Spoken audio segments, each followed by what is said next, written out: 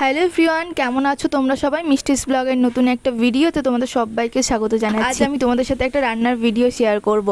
রোজ রোজ জানো তো একঘেয়েমি মাছের কালিয়া খেতে একদমই ভালো লাগে না, সেই জন্য ভাবলাম আজকে অন্যরকম কিছু একটা ট্রাই করি।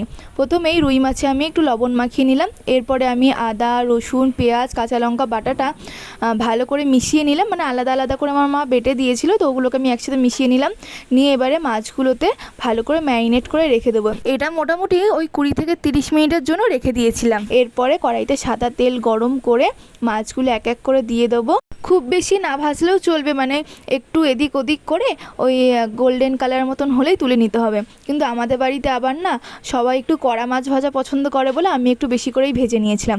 মাছগুলো আমার ভাজা হয়ে গেছে, এবার আমি ওই তেলের ভিতরে দিয়ে দিলাম গোটা জিরে, এলাচ, দারচিনি আর দুটো শুকনো লঙ্কা।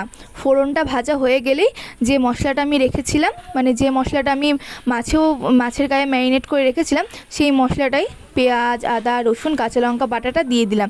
এবারে দিয়ে দিলাম লবণ। মশলাটাকে খুব ভালো করে কষিয়ে নিতে হবে। মশলাটা কষানো হয়ে গেলে এবারে এর ভিতরে আমি দিয়ে দিলাম টক দই। খুব ভালোভাবে টক দইটাকে ফেটিয়ে নিতে হবে, চাইলে তোমরা মিক্সিতেও ফেটিয়ে নিতে পারো। এবারে আমি এর মধ্যে দিয়ে দিচ্ছি স্বাদ মতন চিনি। এবারে খুব ভালো করে মশলাটাকে কষিয়ে নিতে হবে। মশলাটা যখন কষানো হয়ে যাবে তখন এর মধ্যে দিয়ে দিতে হবে জল। আমি টক দইয়ের বাটি ধোয়া জলটাই দিয়ে দিলাম, খুব বেশি জল দিইনি কারণ রান্নাটা একদম মাখা হবে। জল দিয়ে ঢাকনা দিয়ে ঢেকে রেখে দিয়েছিলাম। ঝোলটা ফুটে উঠলেই এবারে এর মধ্যে দিয়ে দিলাম লবণ। তারপরে দিয়ে দেবো একে একে ভেজে রাখা মাছগুলো দিয়ে আবার আমি এটা ঢাকা দিয়ে রেখে দেবো।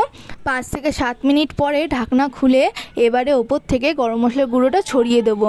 আর তোমরা চাইলে ওপর থেকে কিন্তু 2টো চেরা কাঁচা লঙ্কাও দিয়ে দিতে পারো। আর এবারে আমি দিয়ে দিচ্ছি অল্প করে ঘি। খুব ভালো করে এবারে ঘি আর গরম মশলাটাকে মিশিয়ে নেবো মাছের সাথে।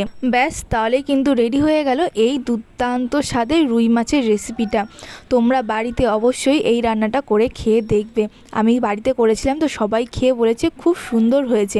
আজকের এই রেসিপিটা তোমাদের যদি ভালো লেগে থাকে তাহলে ভিডিওতে লাইক কমেন্ট আর শেয়ার করে দিও। আবার দেখা হবে খুব তাড়াতাড়ি।